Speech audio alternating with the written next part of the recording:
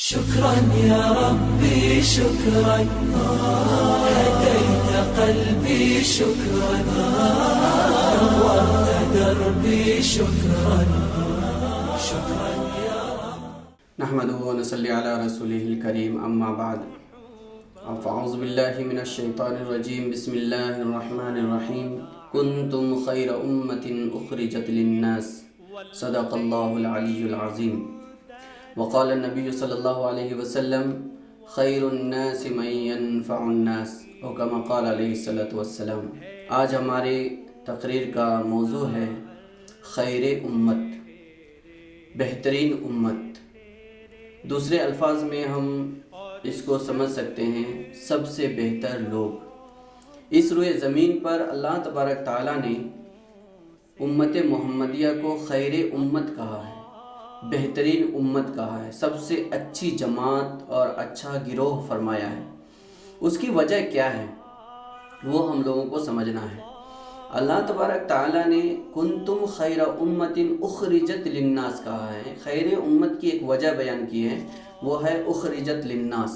اخرجت للناس کا مطلب ہے جو انسانوں کے لیے بنایا گیا ہے، دوسرے لوگوں کے لیے پیدا کیا گیا ہے۔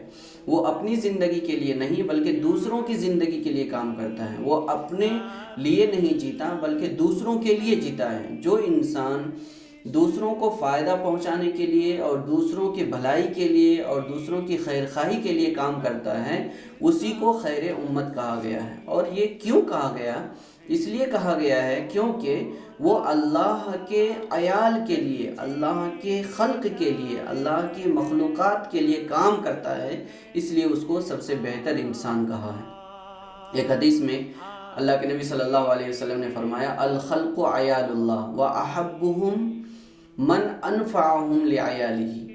اللہ تعالیٰ کی جتنی مخلوق ہے وہ سب اللہ تعالیٰ کا کنبہ ہے، اللہ تعالیٰ کی مخلوق ہے، وہ سب کنبہ کے لیے جو کام کرنے والا ہے وہی سب سے بہتر انسان ہے، جو ان کو فائدہ پہنچانے والا ہے وہی سب سے بہتر انسان ہے۔ تو یہ دونوں چیزوں کو، وہ آیت کو اور اس حدیث کو سامنے رکھتے ہیں تو ہم کو سمجھ میں آتا ہے کہ ہماری زندگی کا مقصد انسانوں کے لیے، دوسرے لوگوں کی بھلائی کے لیے اور مخلوقات کی خیر خواہی کے لیے ہم کو اللہ تعالیٰ نے دنیا میں پیدا کیا ہے۔ اس مقصد کے اندر ہم کتنا کامیاب ہیں اس کے بارے میں اللہ تعالیٰ کل قیامت کے دن ہم سے سوال بھی کرے گا۔ اسی لیے ایک حدیث میں آتا ہے کہ کل قیامت کے دن اللہ تبارک تعالیٰ بندوں سے پوچھے گا کنت جائعا فلم تطعمنی، میں بھوکا تھا تو نے مجھے کھانا نہیں کھلایا۔ پھر بولے گا کنت عطشان، میں پیاسا تھا فلم تسقنی، تم نے مجھے پانی نہیں پلایا۔ وکنت مریضا فلم تعودنی، میں بیمار تھا تم نے میری عیادت نہیں کی۔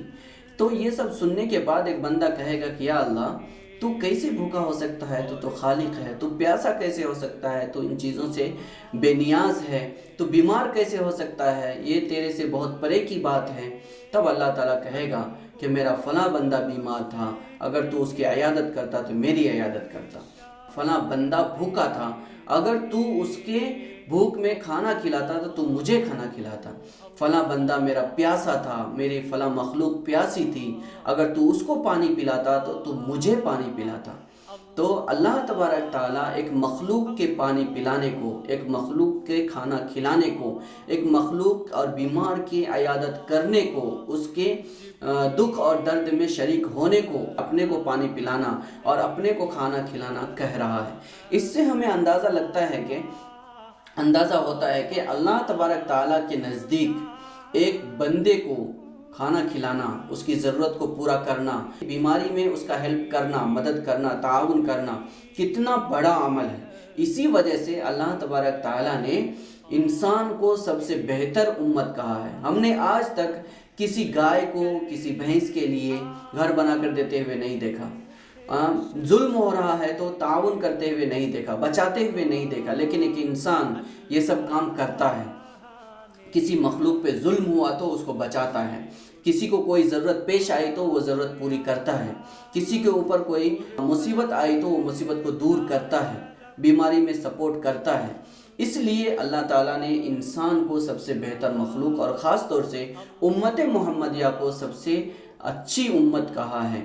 اگر ہم لوگ چاہتے ہیں کہ اللہ تبارک تعالیٰ کے نزدیک سب سے اچھی امت بنے تو ہم کو خیر امت کے اعمال کرنے پڑیں گے، اور وہ اعمال ہے خیر الناس من ينفع الناس، لوگوں کو نفع پہنچانے والا کام ہم کو کرنا ہے، نقصان دینے والا کام ہم کو نہیں کرنا ہے۔ رمضان کے اس مہینے میں زکوٰۃ، صدقات، خیرات، فطرات وغیرہ کے ذریعے سے ہم لوگ اچھے اعمال کر سکتے ہیں، دوسروں کا تعاون کر سکتے ہیں۔ رمضان میں ہم نیک اعمال کے ذریعے سے دوسروں کی ضرورت پوری کر سکتے ہیں، دوسروں کا گھر بنا سکتے ہیں۔ جیل کے اندر رہنے والے لوگوں کے لیے ہم ان کی افطار کا کام کر سکتے ہیں، ہم ان کی رہائی کے لیے کوشش کر سکتے ہیں، مظلوم لوگوں کی نجات کے لیے ہم مقدمات لڑ سکتے ہیں، اس کے اندر تعاون کر سکتے ہیں۔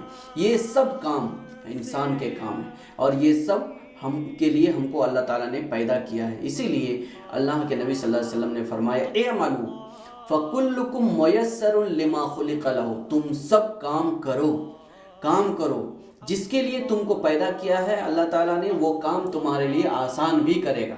اگر ہم لوگ کام کرنے کے لیے میدان میں آئیں گے تو وہ سارا کام آسان ہو جائے گا۔ ہم باہر بیٹھ کر کے سوچتے ہیں اتنا مشکل کام ہے، اتنا بڑا کام ہے، یہ ہم سے کیسے ہو سکتا ہے، یہ تو ہمارے بس میں نہیں ہے، تو وہ کام ہم کبھی نہیں کر سکیں گے۔ اس لیے ہمارے سامنے جو کام ہے، امت کے جو ضروریات ہیں اور امت کے سامنے جو چیلنجز ہیں، وہ چیلنجز کو فیس کرنے کے لیے، مقابلہ کرنے کے لیے ہم کو آگے بڑھنا پڑے گا۔